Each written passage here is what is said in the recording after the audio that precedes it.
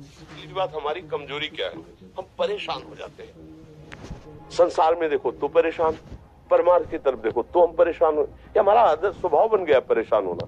थोड़ा सा धैर्यवान बनो, गंभीर बनो। कोई भारी से भारी विपत्ति में परेशानी स्वीकार करके विपत्ति से थोड़ी निकला जाता। सुलझो, ठीक है विपत्ति आई, समस्या आई, इसका समाधान होगा। ऐसा थोड़ी कि हमें नष्ट कर देगी। अगर अभी हमारी बड़ी हानि हो जाती है, हम कल इससे बड़ा लाभ प्राप्त कर सकते हैं। हमको एकदम बिल्कुल गंभीर रहना है, इतने कमजोर नहीं बन जाना। अब वो गए तो क्या होगा, अब वो वस्तु गई तो क्या, पद गया तो क्या होगा। प्रयास किया था, ये पद मिला था, इससे बड़ा पद प्राप्त करूंगा, मैं इससे बड़ा महान बनूंगा। ठीक है, एक बार गिर गया, गलती हो गई, दंड भोगूंगा, फिर इससे ज्यादा संयम में रहूंगा। बिल्कुल मतलब एकदम फ्रेश दिमाग रखना चाहिए। पर अपने लोग क्या है, जरा सी बात में एकदम पछड़ा कर लेते हैं, एकदम कमजोर हो जाते हैं। ये बिल्कुल ठीक नहीं है। हम जीवन भर की यात्रा की बात कह रहे हैं, भारी से भारी कष्ट में भी मुस्कुराना, तो हमें बल मिला है, हमें भगवान की कृपा का दर्शन हुआ है, हमें उनका दुलार दिखाई दिया है। अगर ऐसे तो भाग जाते हैं, फिर परमार्थ में थोड़ी चलना होता है। आज जो आप सुन करके लाभ लेने की चेष्टा कर रहे हो ना, ये केवल प्रवचन नहीं है, ये जीवन है। अगर ये जिए ना होते ना तो ये इसका प्रभाव नहीं पड़ता, फिर वाणी का प्रभाव नहीं पड़ता। हम इसीलिए कहते हैं, जैसे आप लोग एकदम परेशान हो जाते हैं जब बोलो, क्या हमसे ज्यादा परेशानी होगी? दोनों किडनी खराब, दवाई लाने के लिए पैसे नहीं, पानी रखा है हम उठ के पी नहीं सकते, भीषण शरीर में कष्ट, भीषण बुखार, क्योंकि किडनी फेल, जरा में बुखार, खाने को क्या, रोटी मांग के लाओ। अगर वहां सब्जी मिलती तो लाल मिर्च ऐसी पड़ के मिलती थी कि पा नहीं सकते थे। आप सोचो, पानी लाना है तो मुझे लाना है, पीना है तो मुझे पीना है। अगर मैं हारता तो कहां पहुंच जाता, क्या स्थिति होती? नहीं, मरना है, पर कदम पीछे। कोई दिन ऐसा नहीं जिस दिन सेवा ना की हो, जिस दिन सेवा ना गए हो। गुरु जी की सेवा में जाना है, पहले अपने को स्वस्थ साबित करना है, नहीं वो सेवा नहीं लेंगे।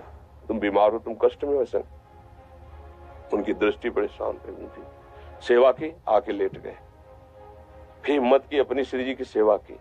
मधुकरी नहीं गए, 3-3 4-4 दिन भोजन नहीं गए, पर सेवा नहीं छोड़ा, दिनचर्या नहीं छोड़ी। और उसका प्रधान कारण संयम, ब्रह्मचर्य, भगवत आश्रय, नाम जप, कभी हारने नहीं दिया। अभी भी थोड़ी देर बाद डायलिसिस शुरू होगा, हारने, आपको हारे हुए नजर आ रहे हैं। शरीर में पीड़ा है, किडनी फेल है, ऐसा थोड़ा हम स्वस्थ बैठे हैं, पीड़ा है, बार बार प्यास लगती है, थोड़ा थोड़ा पानी मिलता है, हर, लेकिन हम आनंदित हैं, हम प्रसन्न हैं। हम लड़ाई में हारे नहीं हैं, ना हारेंगे, हम जीत चुके हैं। हम अपने मालिक के भरोसे में अपना संपाद, तो वो, ये हम अपनी बड़ाई नहीं बता रहे, हम आपको बता रहे समस्या। सोचो, तुम्हारे पास तो माँ है, भाई है, बहन है, परिवार है, कोई ना कोई तो है ना। मेरा किसी ने कभी जीवन में ध्यान भी नहीं दिया। क्यों? बचपन से बाबा जी बन गए, किसी से प्यार नहीं, किसी से संबंध नहीं, कोई जानकारी नहीं, हम कहाँ हैं, वो कहाँ है, किसी से कोई मतलब नहीं। अच्छा, जवान साधु कौन श्रद्धा करे? कभी गांव जाने की हिम्मत नहीं पड़ती कि रोटी मांग ले। पता नहीं लोग क्या सोचेंगे, क्या भावना कर ले। हम दरवाजे पे खड़े हैं, क्या कैसी भाव, तो जो हमारे सामने आकाश वृत्ति से आया यौवन अवस्था में, वही पाया, अन्यथा भूखे रह गए। जब हम हर समय अपने को विवेक के द्वारा सावधान रखे तो हम कभी निराश नहीं हुए, कभी उदास नहीं हुए, कभी ऐसा नहीं लगा कि यार हम दुखी, कभी नहीं लगा। उसी का फल है कि उस सुख का संकेत मिल गया जहां दुख की निशानी भी नहीं है। वही उसी के बच्चे हो, हम सब उसी धातु से बने हुए हैं। हम इतना क्यों परेशान हो जाते हैं? हम ये देखते हैं अपने लोग, थोड़ी बात बिगड़ गई परेशान, नहीं बिगड़ी तो बिगड़ जाने की संभावना में परेशान है।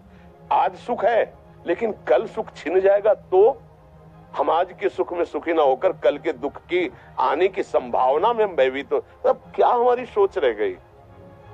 हमको इतना बलवान बनना है कि सुख और दुख दोनों हमको छू न सके।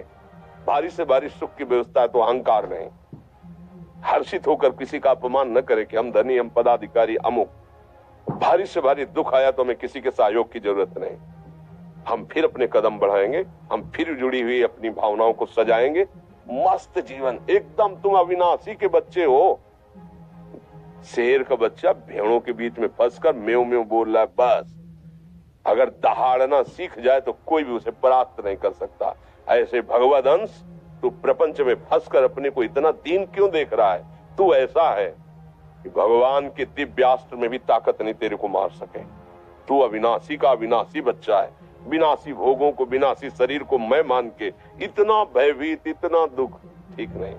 ये सबके लिए, केवल एक के लिए नहीं। आप समझो, आप लोग सोचते हैं हम गृहस्थ होकर भला ऐसी स्थिति कैसे। जनक जी सुखदेव जी के गुरु हैं और राजा हैं, महल है, रानियां हैं, नौकर है, चाकर। क्या सुखदेव जी जिनके शरीर में लंगोटी भी नहीं है, दिगंबर, परमहंस, परमहंस के गुरु है जनक जी जो राजा हैं। समझो आप ऐसा ना सोचे कि हम नौकरी कर रहे हैं, हम संसार में, हम गृहस्थ हैं, हम आध्यात्मिक की ऊंचाई पर नहीं चढ़ सकते। नहीं, आप एक सरकारी नौकरी या आप किसानी या व्यापार करते हुए आप एक अध्यात्म की ऊंचाई में चढ़ सकते हैं। और अध्यात्म ही है जो तुम्हें इस माया के दुख सुख से ऊपर उठा सकता है। दूसरा, चाहे जितनी संपत्ति आ जाए, आप सुखी नहीं हो सकते। सब देख लो, आंख खोल के देख लो, अध्यात्म ही है जो तुम्हें सार कष्ट सहकर मुस्कुराकर जीने का रास्ता बता देगा कि आप आनंदित हो जाओगे। कुछ नहीं बिगड़ा, अध्यात्म है तो कुछ नहीं बिगड़ा, अध्यात्म नहीं है तो कुछ नहीं बना, कुछ हाथ नहीं लगने वाला।